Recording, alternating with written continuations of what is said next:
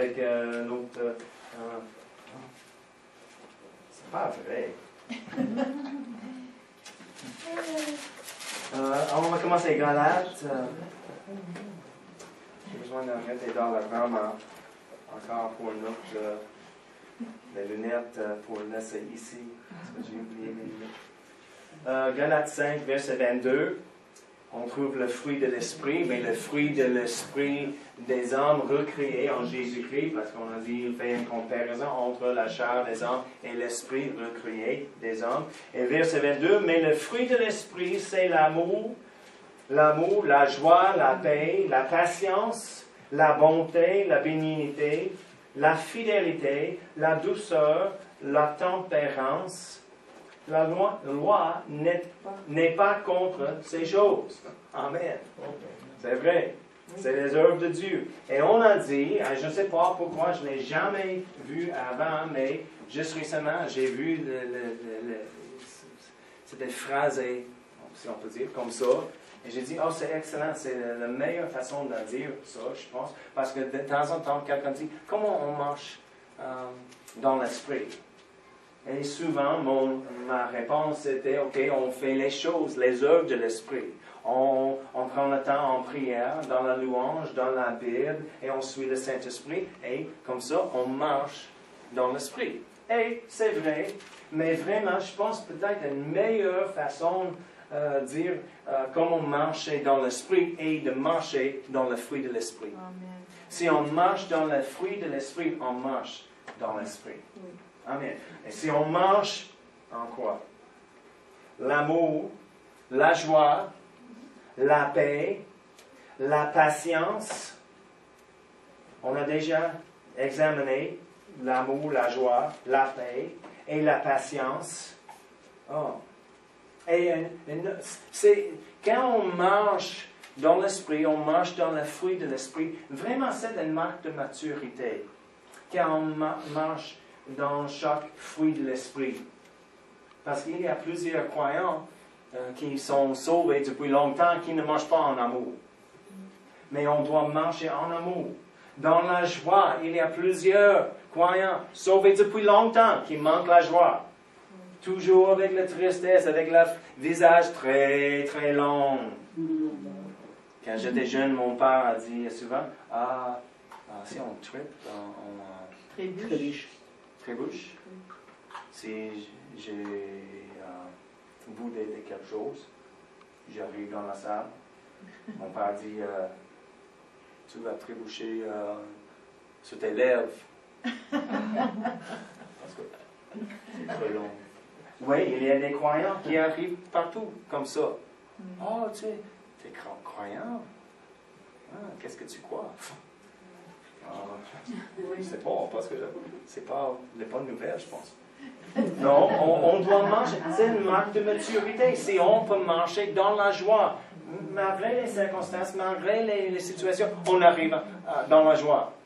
C'est vraiment un témoignage quand on arrive dans l'amour et la joie et la paix et au milieu d'une grande tribulation. Et personne ne remarque ça. Oh, il ne comprend pas ma vie. Il est toujours, tout est correct en tout temps. Non, je sais, il est au milieu d'une grande tribulation. Oui, mais garde la paix, garde la... Oui, amen, c'est le fruit de l'esprit, une marque de maturité. Aussi, on a dit, les dons de l'esprit sont pour la puissance. Et souvent, on voit les personnes, les ministres, avec une grande puissance. Ils courent dans les dons de guérison, peut-être. Ou les dons qui font les miracles. Il a un grand ministère. Mais des fois, il manque le fruit de l'esprit. Je connais des fois un ministre qui ne marche pas en amour. Oh, il est fâché en tout temps, en colère, il n'aime pas lui ou l'autre, mais il a un grand ministère de puissance parce qu'il court dans les dons de l'esprit, mais vraiment, il manque le fruit de l'esprit dans sa vie. Le don et les dons de l'esprit sont pour la puissance, mais le fruit de l'esprit sont pour le caractère.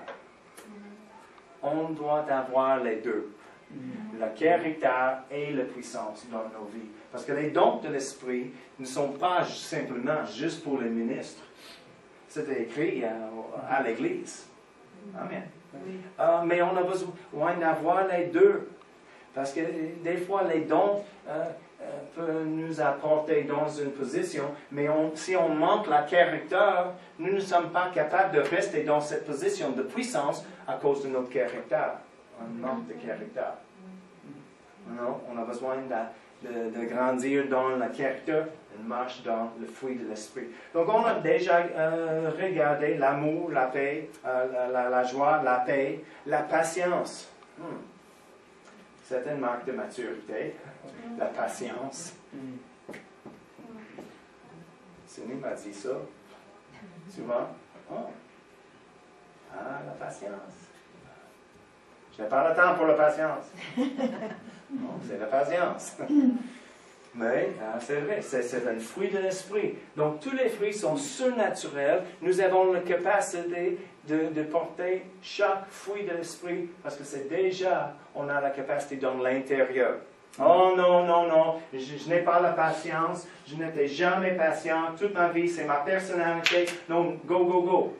Maintenant, mais nous ne sommes pas réglés par notre personnalité. Notre personnalité ne règne pas sur notre vie.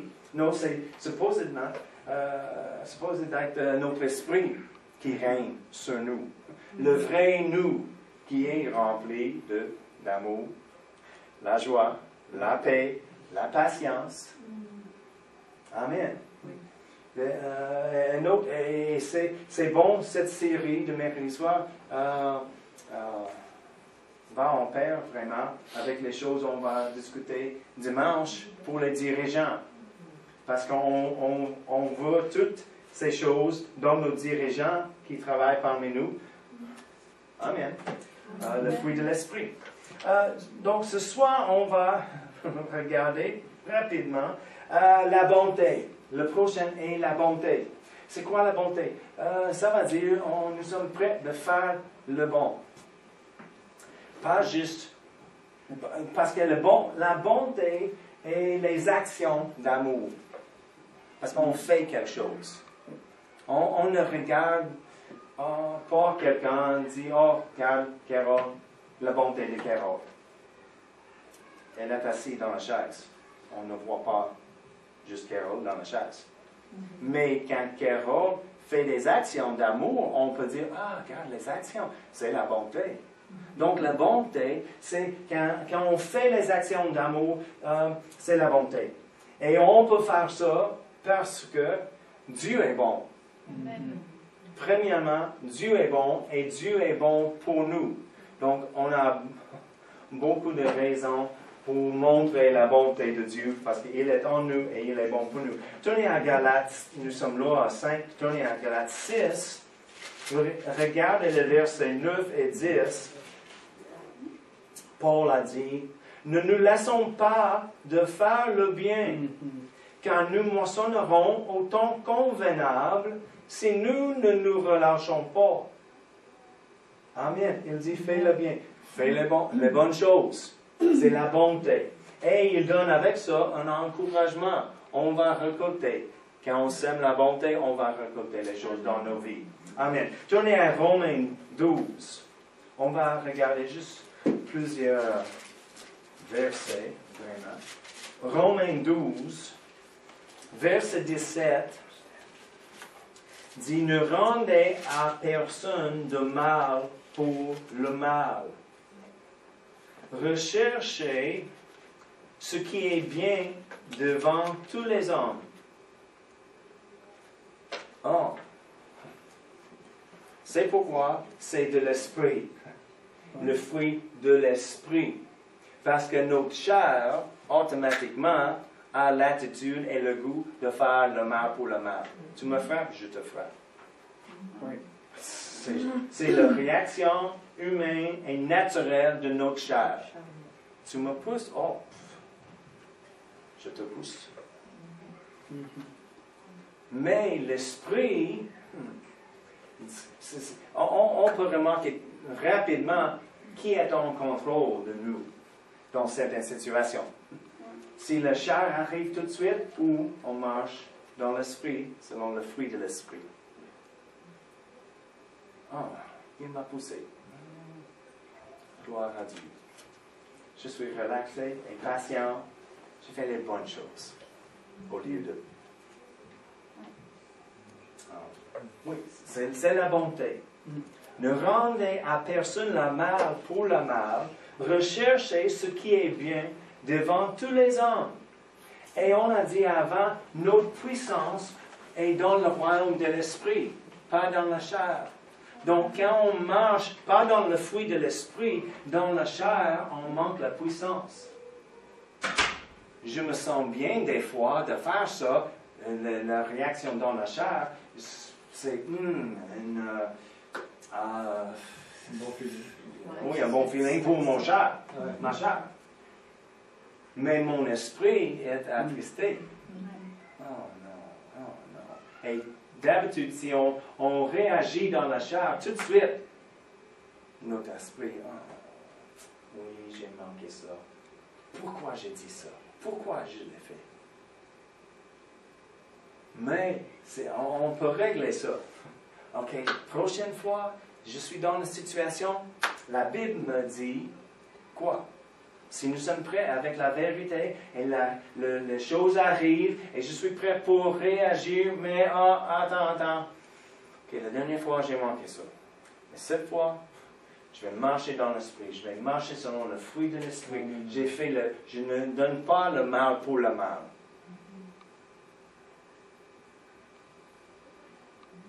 Non? Je résiste. Amen. Je fais les bonnes choses. Proverbe 25. Proverbe 25.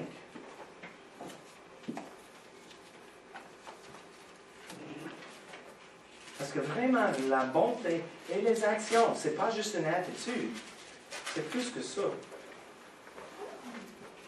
Juste comme on a vu, Dieu a tant aimé le monde qu'il a donné. On a dit avant, avec les choses d'amour, Dieu n'était pas dans le ciel. Oh, mes enfants, j'aime les enfants. Et juste les bons sentiments vers nous. C'est rien, sauf qu'il va faire quelque chose. Et il a donné son Fils. C'est le même avec le fruit de l'Esprit. Si on juste garde les sentiments de ça dans l'intérieur, oh, j'ai la bonté dans l'intérieur, on a besoin de démontrer le fruit de l'Esprit. Comme on dit, si on a l'orange sur le comptoir, c'est beau, mais on ne profite pas de ça, sauf on coupe, on presse, on fait une demande. C'est le même, on a la capacité de beaucoup de fruits dans l'intérieur, mais on a besoin d'ouvrir le fruit, presse sur le fruit, faire une demande sur l'esprit pour profiter du bon jour. Amen. Est-ce qu'on a lu Proverbe 25? Proverbe 25, verset 21 et 22. Si ton ennemi a faim, donne-lui du pain à manger. Attends. Si ton ennemi a faim, rire de lui. Non. Donne-lui du pain à manger. S'il a soif, donne-lui de l'eau à boire. Car ce sont des charbons ardents que tu amasses sur sa tête. Et l'Éternel te récompensera. Mais si je fais quelque chose, les biens pour quelqu'un qui est mal, non. C'est une perte de temps, c'est une perte de mes efforts. Non, Dieu est le rémunérateur. Il nous récompensera. Amen. C'est les actions de la foi. Parce qu'on voit le mal, on n'aime pas ça, c'est correct, c'est juste qu'on voit les choses comme ça. On peut identifier les choses, le bon, le mal, et le mal. Mais Dieu dit, si on fait les bonnes choses, c'est la bonté de Dieu. Il n'a pas dit, c'est facile, mais c'est nécessaire. Et on va récolter les choses de Dieu. Pas les autres humains, parce que souvent les autres humains, les autres gens disent, tu es fou, tu vas faire quelque chose de bon pour lui, pour elle, oublie ça. Pas moi, non, non. Mais on ne fait pas les choses pour... On fait les choses, et il dit quoi? Car ce sont des charbons ardents que tu amasses sur sa tête. Et l'Éternel te récompensera. Amen. Éphésiens 5, versets 8 et 9. Dit, autrefois, vous étiez ténèbres. C'est intéressant. Il a dit, vous étiez ténèbres. Pas dans la ténèbre, mais vous étiez ténèbres. C'est quelque chose. Hein? Autrefois, vous étiez ténèbres et maintenant vous êtes lumière dans le Seigneur. Marchez comme des enfants de lumière, car le fruit de la lumière consiste en toutes sortes de bonté, de justice et de vérité. Le fruit de la lumière, il a dit, vous êtes lumière maintenant dans le Seigneur. Vous étiez ténèbres, mais maintenant vous êtes lumière dans le Seigneur. On arrive, lumière arrive. Dans la noirceur, soudainement, lumière arrive. Pas de nous, mais de Jésus en nous. Parce qu'il a dit quoi? Vous êtes lumière dans le Seigneur. Marchez comme des enfants de la lumière, car le fruit de la lumière consiste en toutes sortes de bontés. Les bonnes choses, on fait les bonnes choses. 1 Pierre 3, versets 10 et 12, à 12.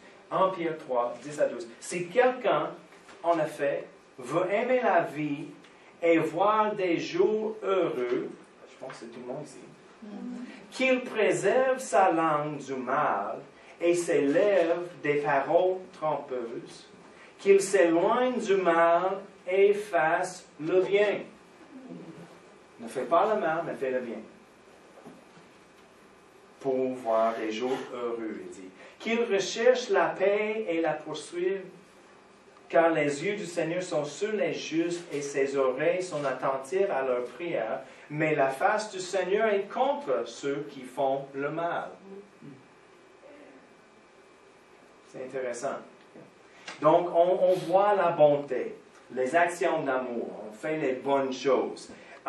Des fois, on peut remarquer mieux le sujet si on regarde les antonymes, les choses opposites. Donc, l'opposite de la bonté est la méchanceté, la cruauté, la dépravation, la débauche et le mal. On ne fait pas les choses. Nous ne sommes pas impliqués avec ces choses. Non, la bonté. La bonté de Dieu. Un bon exemple, parmi les disciples, les choses opposites étaient en Luc 9, verset 54. Luc 9, 54. Tu rappelles l'histoire, j'imagine. Les disciples, Jacques et Jean, voyant cela, dirent, Seigneur, veux-tu que nous commandions que le feu descende du ciel et les consume? Ce n'est pas la bonté. Non, c'est l'opposite. La cruauté, vraiment. Et Jésus a dit, tu ne sais pas l'esprit que tu as.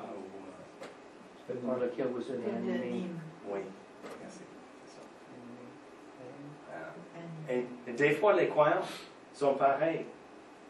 Ils prient les mauvaises choses sur quelqu'un, ou ils parlent contre quelqu'un, ou ils font le mal, ou ils refusent de faire le bien. Et c'est pareil.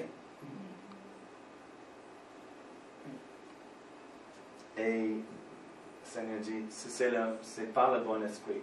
C'est par le bon esprit.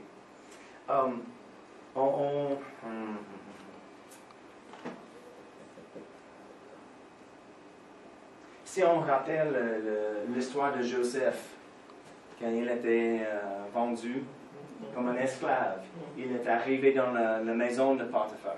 Potiphar en français? Potiphar. Et son épouse a dit, hey, il y a un bel homme dans la maison maintenant, et Joseph, viens, couche avec moi. Elle dit, non, madame, je suis le chef de toutes ces choses, de son époux, et il me fait confiance vraiment, et non, c'est pas correct. Et elle a continué, la Bible dit, quotidienne, jour après jour, couche avec moi, Joseph, viens, non. Un jour, il est arrivé, personne n'était dans la maison, sauf pour elle et lui. Et encore, elle a dit, couche avec moi, et elle a pris son manteau. Et il s'enfuit de la maison et elle a laissé ses vêtements, son vêtement, son vêtement, dans la main d'elle. Et imagine, elle était rejetée. L'épouse de Potiphar était rejetée. C'est embarrassant. Donc elle a crié, hey, garde, il était ici, il a dit, couche avec moi. J'ai dit non. Et il s'enfuit et il a laissé ses vêtements dans mes mains. Il était jeté en prison. Il avait l'occasion encore et encore de faire le mal. Mais il fait le bien. Chaque fois, encore et encore. Il était persévérant dans les bonnes choses. C'est la bonté. C'est la bonté en pratique.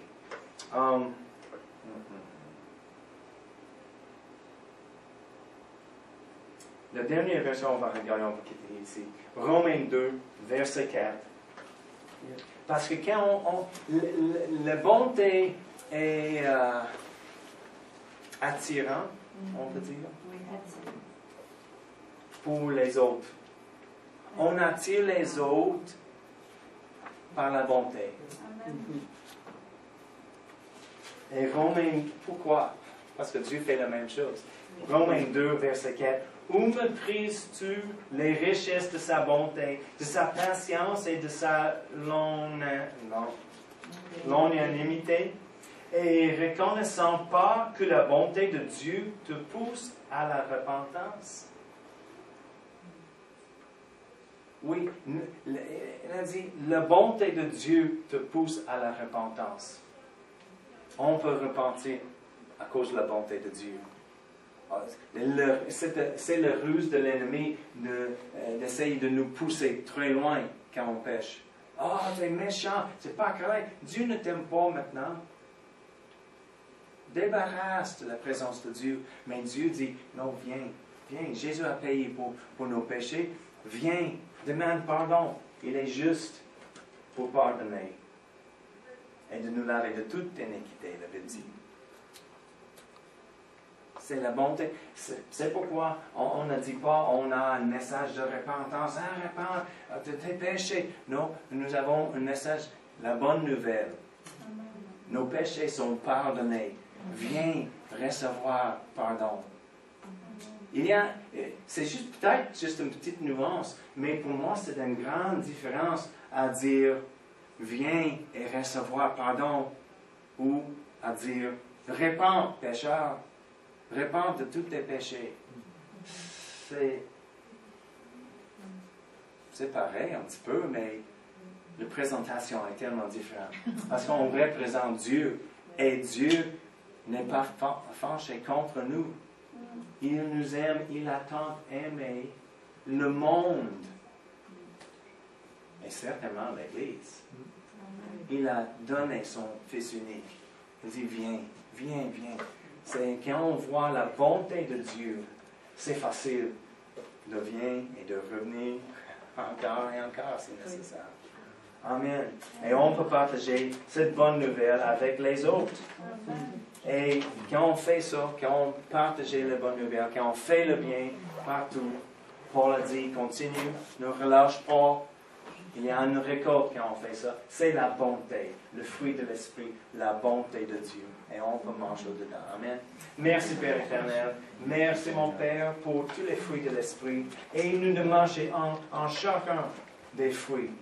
Merci pour la puissance surnaturelle dans la patience, dans la bonté, dans l'amour, la paix, la joie. Merci, Seigneur. Aide-nous de grandir dans chaque fruit de l'Esprit qui est déjà au-dedans de nous. Alors, on va te donner toute la gloire, Seigneur, dans le nom de Jésus. Amen. Amen.